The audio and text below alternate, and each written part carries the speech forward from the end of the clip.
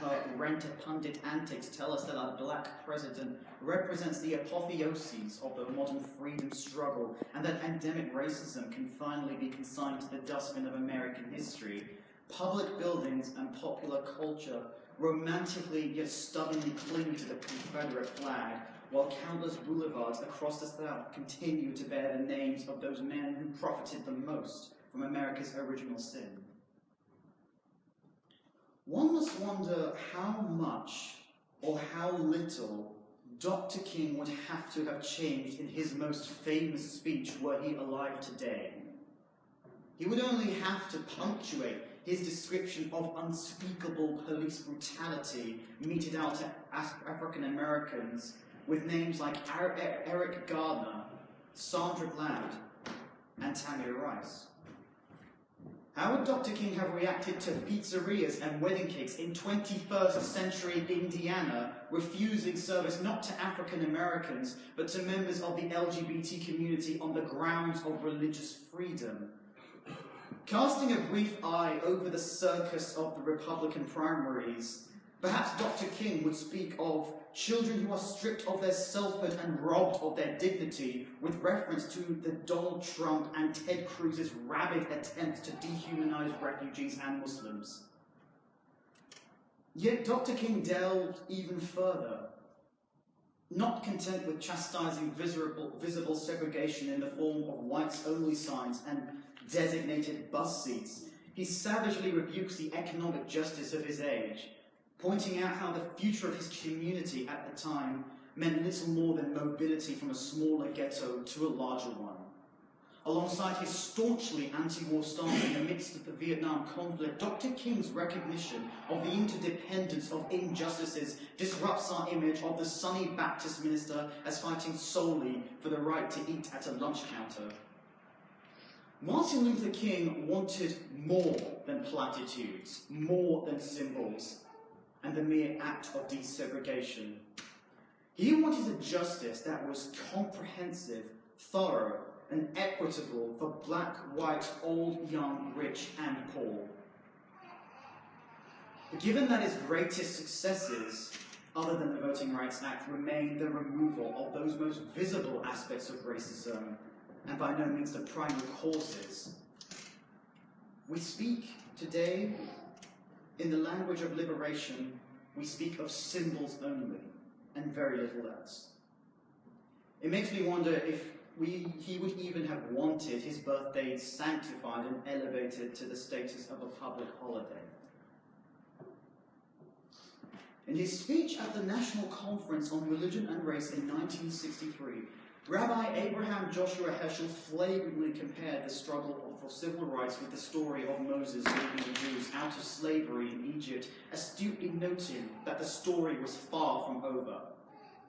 By no means the first Jewish man to make the parallels between Exodus and the American South, Rabbi Heschel, on meeting Martin Luther King for the first time at the conference, remarked on the minister's prophetic qualities, comparing his oratory skills with those of Moses as he commanded Pharaoh to liberate his people. Rabbi Heschel's religion, of course, is all about symbolism. Judaism positively traffics in the use of light, song, textile, and visual in demonstrating acts of faith. And yet the Hebrew texts are nothing if not works of law, ethics, and philosophy. Rabbi Heschel speaks not of the stringent restrictions and personal conduct and hygiene, but instead draws on the lives of the prophets, of man confronted by spectacular awe and eternal love, and the radical pursuits of social justice that followed in the wake of confronting the eternal now. In order to bring his interpretation of the Bible screaming into contemporary America, it is no wonder that eventually in Washington, D.C. in 1963, Martin Luther King walked arm in arm with clergy from across the religious divide, including Rabbi Heschel himself, at the march from Selma to Montgomery. Rabbi Heschel later wrote, "When I marched in Selma, I felt as if my feet were praying." The message is simple. But like the burning bush that confronted Moses, it's radical. To fight for justice without passion, without humanity, with only strict utilitarian guides, with only our minds and not our hearts, is to pay lip service to an idea of justice. An indifferent justice consigned to the second Monday of January violates the spirit of Dr. King, Rabbi Heschel, and countless others. And we owe it to them and to ourselves to engage not just our feet and our minds, but our hearts in the pursuit of social justice.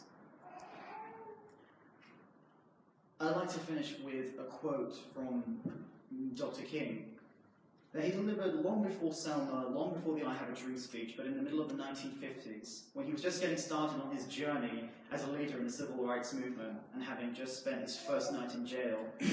He said this: "And I got to the point that I couldn't take it any longer. I was weak. Something said to me, 'You can't call on Daddy now. He is up in Atlanta 175 miles away. You can't even call on Mama now. You've got to call on that something in that person that your daddy used to tell you about, that power that can make a way out of no way.' And I bowed down over that cup of coffee. I never will forget it. And it seemed at that moment I could hear an inner voice saying to me, 'Martin Luther, stand up for righteousness. Stand up for justice. Stand up for truth. And lo, I will be there with you, even until the end of the world.'" Make me so. If we all like to now, come down a little bit. Of course, now what we're going to do is I'd like us all, if we can stand up if you're able, sing along to a very famous hymn, which I'm sure many of us already know, "We Shall Overcome," which is especially famous for being the hymn that Rabbi Heschel and his own rabbinical delegation sang to Martin Luther King as he walked into a conference mere weeks before Martin Luther King was sadly shot in Memphis in 1968. Yes? Just one quick note on the lyrics. On verses 4 and 5, we should sing "We Are Not Afraid" today rather than someday. And "We're Not Alone" today. It just makes more sense. So every other one is someday, but those are today.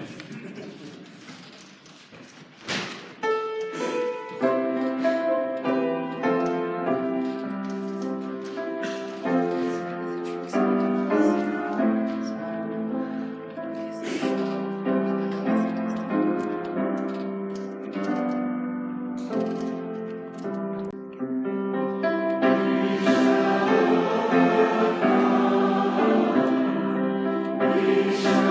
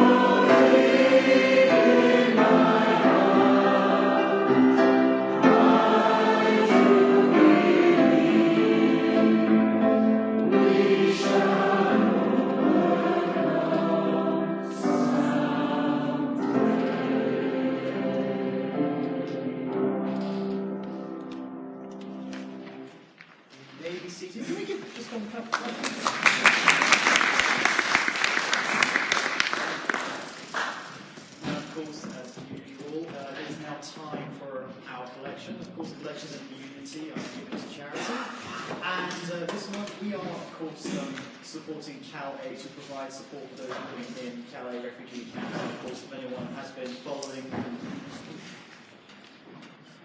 Oh, sorry, okay.